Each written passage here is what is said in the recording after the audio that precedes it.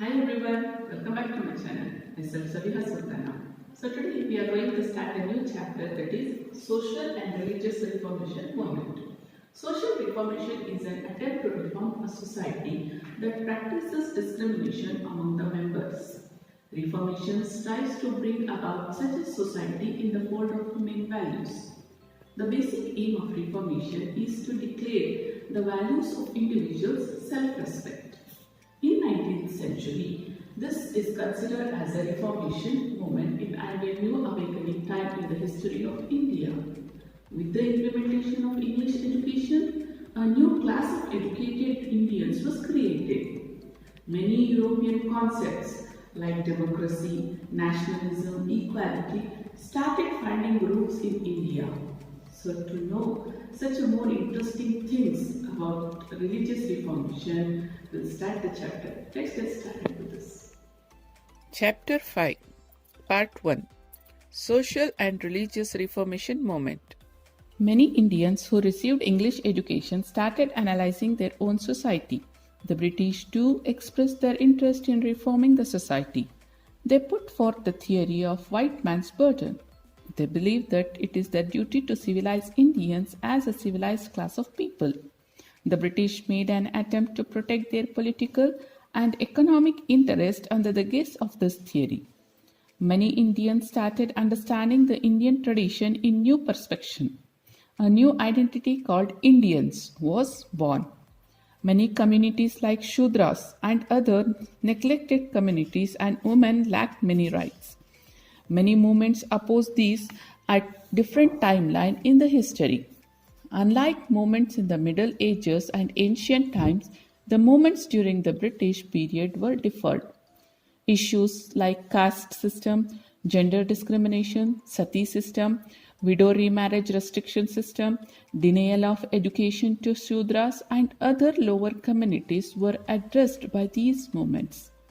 Many prominent people like Rajaram Mohan Rai, Dayananda Saraswati, Ranade, Jyotiba Phule, Swami Vivekananda, Anne Besant, Sir Syed Ahmad Khan, Periyar, Narayan Guru became a part of these movements. Of the main features of this period is attempt made to stop social evils by prohibiting them through laws.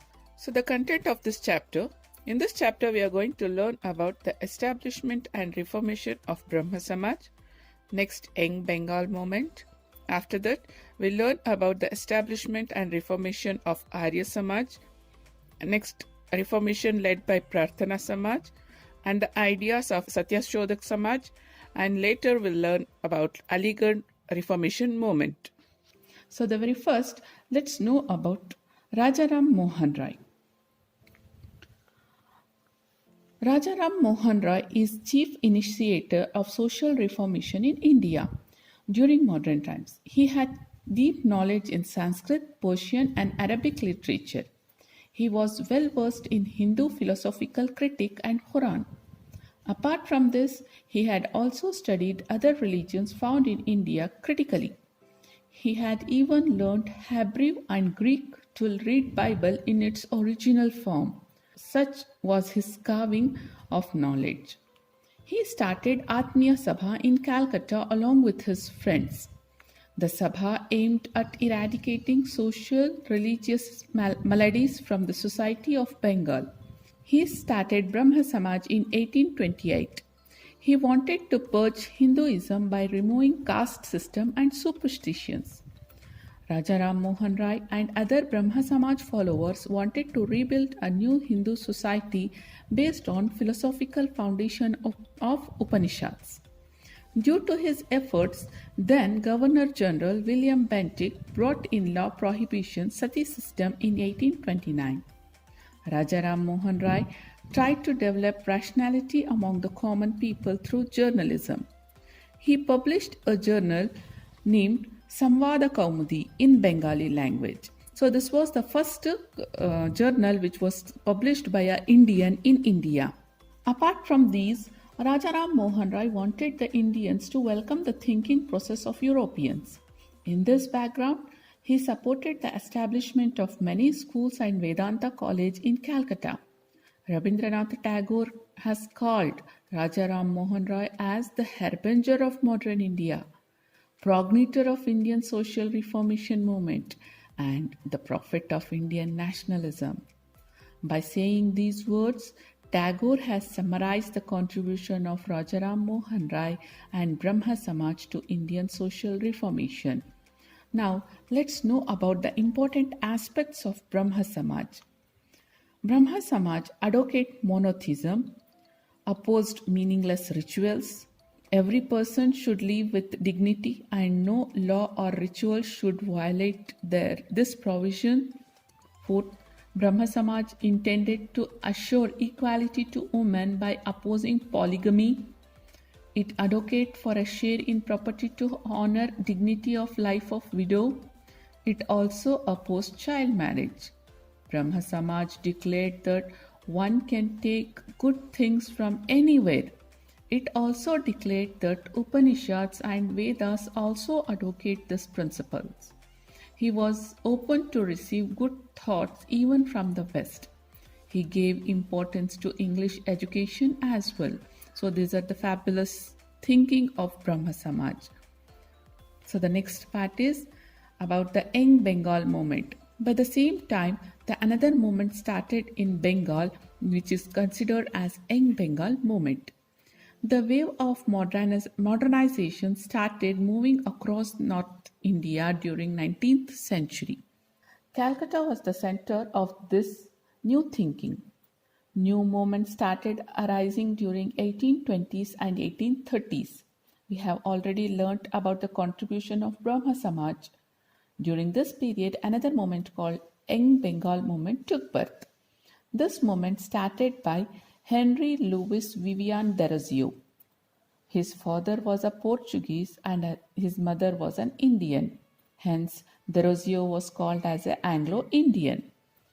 Derozio served as a professor at Hindu College of Calcutta from 1826 to 1831. Many of his students who were attracted to his teachings became his committed followers. Derozio was influenced by the various movements of Europe and tried to instill the same spirit of free enquiry in the minds of his students and colleagues.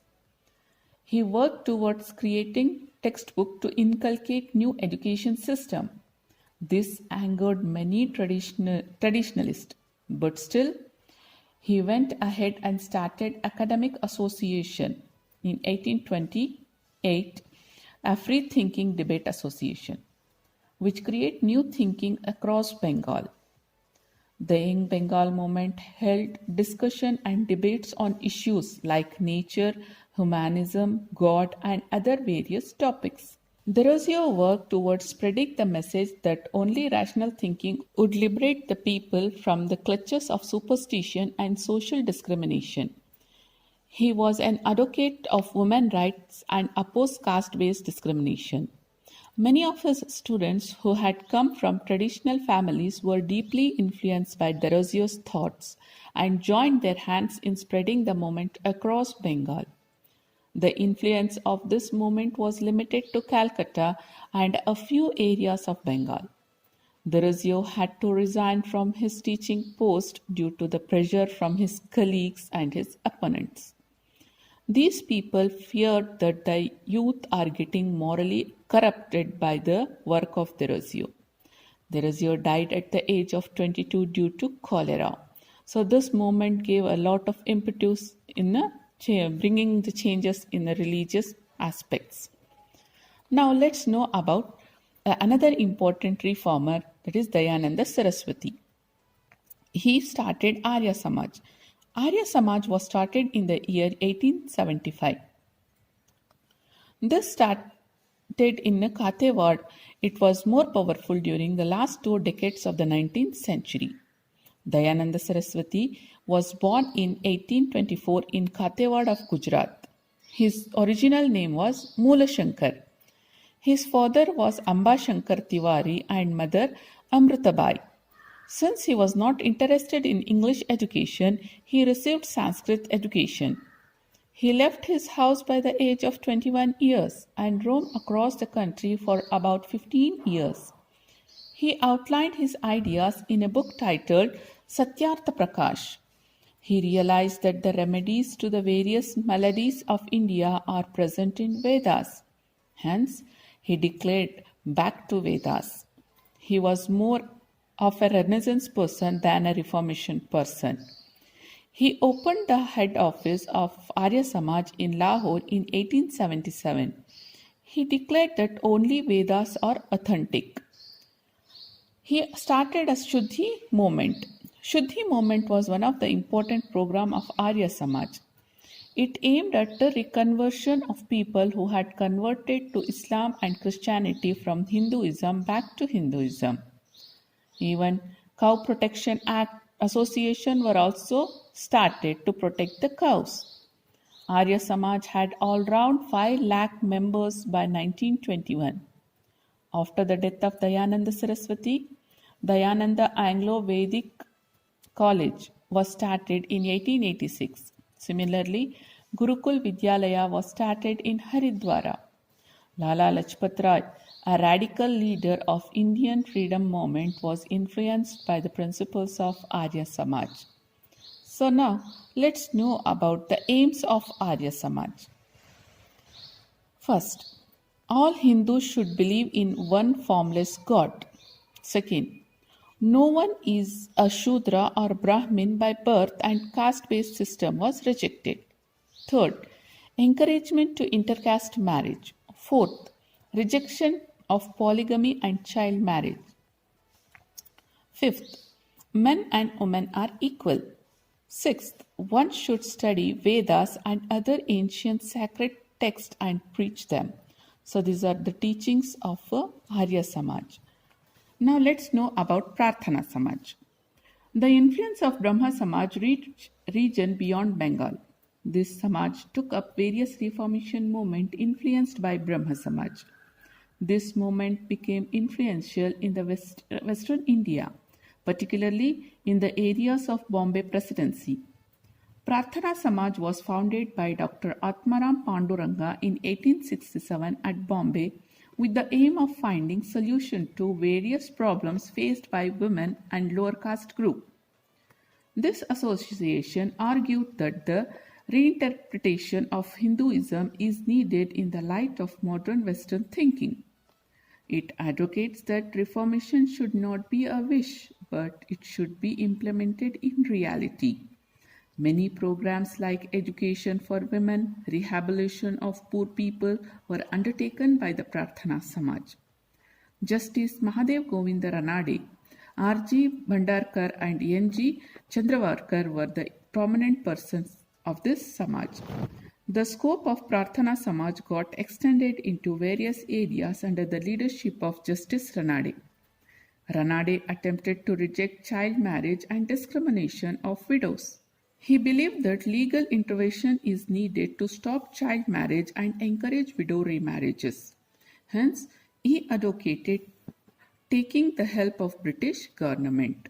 So with the help of Britishers, he brought so many changes in the society as he was an advocate and he knew more about the legal measures. Let's know about Satya Shodhak Samaj. There were widespread discrimination based on caste and gender in Maharashtra, just like in other parts of India. During the colonial rule of the British, many movements were started to address these social problems. Satya Shodhak Samaj was established in 1873 to provide equal rights to non-Brahmin class and women. This Samaj was founded by Mahatma Jyotiba Phule. In order to build a philosophical base for the movement, he wrote a book, Gulamgiri. He opened schools for Shudras and girls. Phule, who belonged to Mali caste, allowed people from all castes, including untouchables, to draw water from his well. Savitribai Phule joined hands with him in his endeavor, wife of Jyotiba Phule. They established hostel for girls. The work of Phule is important in the direction of establishing society based on equality. Ambedkar is one of the important person who were inspired by the work of this couple. So because of their effort, many of the women and girls got educated. Let's now about Aligarh Reformation movement. By the end of 19th century, a new way of social and religious reformation was set in Muslim society. Anti-British sentiment became strong in Muslim community after the incident of 1857. As a result, they stayed away from the English education and as a result missed many opportunities that were based on English education.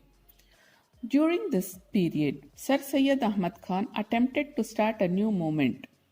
The Mohammedan Liberty Society, established in 1863, started debates and discussion on the issues related to religion, social, and political issues.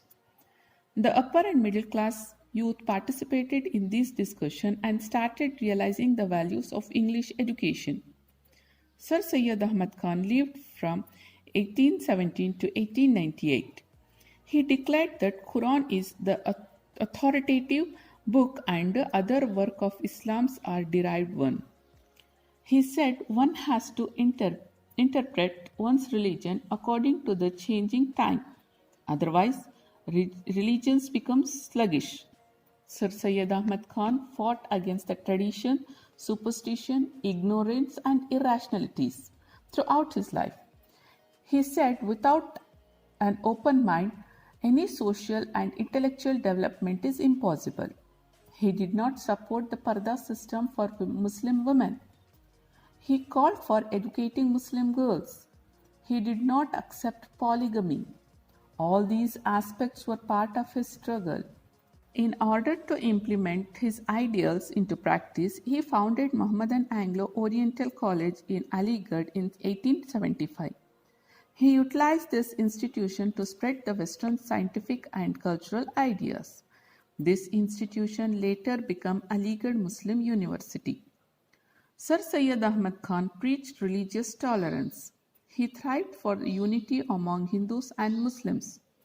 Hindus, Parsis, Christians donated liberally for the establishment of Aligarh College. Admissions were open for students from all the religions.